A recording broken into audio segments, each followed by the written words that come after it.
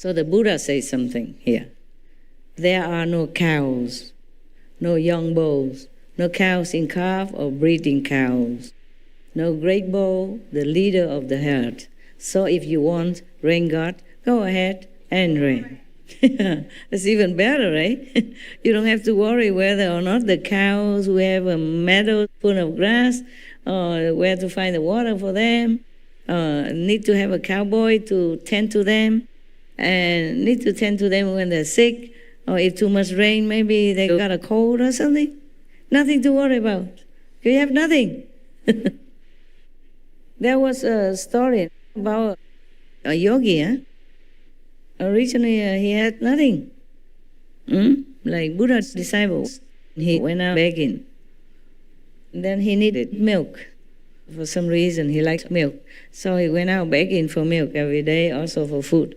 So one of the people said, I give you a cow. So every day you can have milk. You don't have to go out in the rain to beg for milk anymore. So the yogi thought, oh, yeah, okay, why not, huh? That's convenient. Okay. So then because he had a cow, he must have somewhere to live so that he could have some grass or garden, to keep the cow before he was wandering around. So, okay, somebody else gave him a grassy yard and built him a little hut to stay. And then because they built things and they brought in the utensils and all that, then he had to have somebody to wash and take care of the house. First he had the cat, and then he needed milk for the cat. And then so he had the cow, and then he had to take care of the cow, with the grass area, had to take the cow out and then he got tired. He thought he needed another person to take care of the household. He had the house now, and then the cow had to be fed, and then so on and so forth. So then he had a woman. You know the story, the rest, right? And then, of course, he had children, and that's finished. The story is finished.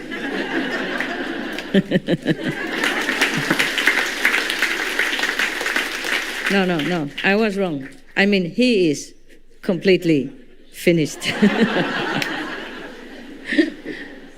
So, the more you have, the more trouble. Yeah, sometimes because I have so many things, that sometimes I want to just leave it all, just go with just one pair of clothes or two, in whatever small bag I can carry. That's the life I had in India for at least 2-something years. Yeah, and I was very happy. Very happy. It was a very happy time. The freest time I ever felt. So free. You just feel so light and so free. And even you find just some little wood to make a little fire with the 3 stones and cook your own spaghetti. Oh, you feel so good. Really, you don't understand how good it feels. Like life was so free. You take care of yourself. I was very skinny then, very skinny, and the skin was so tan, so dark. If I had gone to Africa, they would have probably taken me in. Any tribe. Oh, sister, welcome. Yeah, I was that dark. Because I live outdoors, and I sat on the Ganges River to dry my clothes and myself. I just couldn't care less about sun or wind or rain. Yeah, my clothes sometimes were soaking wet. I didn't feel anything. I wasn't sick until I went to a warm area. Okay, now, truly, if I could live like that again, I would anytime. If I could just forget my lovely karmas. A beautiful attraction. All right. The cowhead still did not give up. He wanted to argue his case. So he said, the stakes are dug in, immovable. The new munja grass halters well woven. Not even young boughs could break. So if you want rain god, go ahead and rain. Meaning he He takes care of everything perfectly. Like he put the stake very deep in the ground so they can hold the grass and everything. And maybe the cow stable is very, very secure. Even young bulls cannot break out or go in to mess up his secure, perfect, manicured life. So he didn't care if it rained or shine. Very good. So the Buddha said, having broken my bonds like a great bow, like a great elephant, tearing a rotting vine, I never again will lie in the womb. So if you want rain god, go ahead and rain. Meaning he will never be reincarnated again as a human. Unless he wanted to, of course, unless he wanted to. Meaning he is completely free already. Nirvana is the only place to go. I never again will lie in the womb. Wow. What a nice statement, huh? Nice situation, nice state to have, spiritual state. Instead of worrying about the bull breaking out of the stable, Buddha broke his own prison, his own bondage. So he felt very, very free now indeed. Huh? He knows he's completely liberated. Wonderful. Can you say that already? Any of you? Huh? Not yet? Almost. Almost there, right?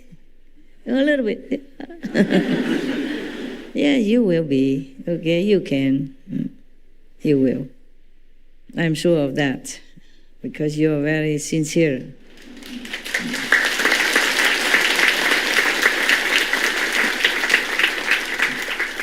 Just sooner or later. Huh? Okay, you'll be free. Completely free.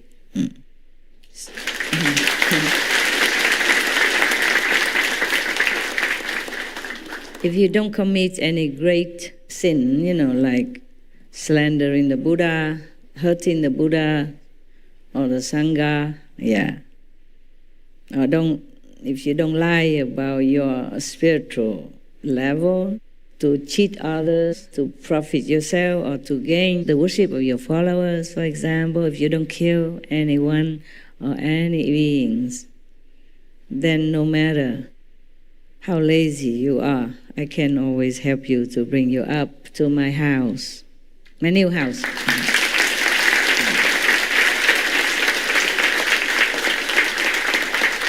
And be vegan. Vegan, okay? Not just anything. Vegan. Make peace. All right. I guess the cowboy is dumbfounded now. He had nothing more to argue about, so he stopped. Before, he say one sentence, the Buddha say another opposite sentence, and then he opposed the Buddha again, and the Buddha had to explain again, and he opposed again and again. Now he shut up, finally. The great cloud rained down straight away, filling the lowlands and high. Hearing the rain god pour down, and Dhaniya still continue to say, oh, I thought he shut up. So Buddha has only one minute, and then he came in now, the cowboy. How great our gain that we have gazed on the Blessed One. We go to him, the one with eyes, for refuge. He's praising the Buddha now. He probably understood at last. So, may you be our teacher, great sage. He addressed the Buddha as a great sage. May you be our teacher. My wife and I are composed. Let's follow the holy life, under the one well gone. Well gone meaning the Buddha is no longer in this world, even though his physical body is still there. So he said, let's follow the holy life under the one well gone, meaning the liberated one, meaning the Buddha. So they wanted to become monk and nun together. Wow, now that's a good thing.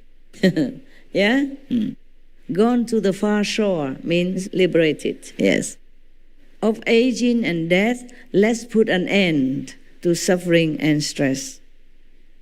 Meaning far away from life and death, from aging and death and suffering.